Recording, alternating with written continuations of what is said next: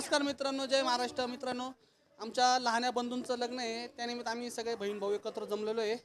तर आता हे बघा, ही माझी छोटी बहीण, ही मोठी बहीण, ही तिच्यापेक्षा छोटी, ही सगळ्यात मोठी, ही तिच्यापेक्षा छोटी. आता ते तुम्ही समजू शकता कोण मोठं कोण छोटं.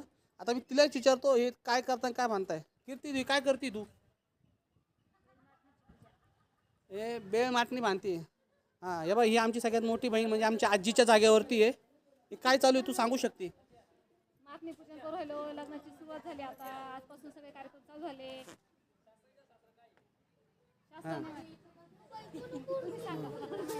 हे बाई, अशी हाशी मजाक आहे. तिकडे आमचे पाहुणे ते रागिष्ट स्वभाव आहे, तिकडून ते तिला चिडवत आहे. त्याचं शास्त्र काय? प्रत्येक घरामध्ये लग्न असतं, शास्त्र आपण तर ओळखू शकतो. आता आमच्या सर्वात मोठ्या बहिणीला मी प्रश्न विचारतो, ती काय उत्तर देते हे बघा.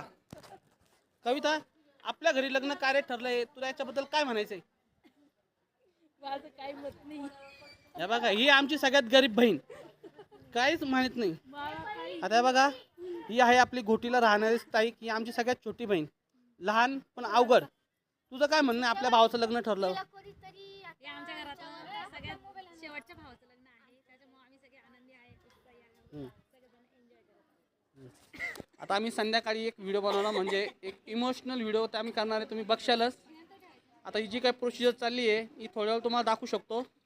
आता हे गाणे वगैरे वाजणार, सगळं वाजणार. जर व्हिडिओ आवडला तर नक्की लाईक करा. आणि आपल्या घरी लग्न कार्य असेल, आता लग्न कार्याचे दिवसच चालू होणार आहे, या गोष्टीला काय म्हणता, याचं शास्त्र काय आहे तुम्ही सांगू शकता मित्रांनो. जय महाराष्ट्र.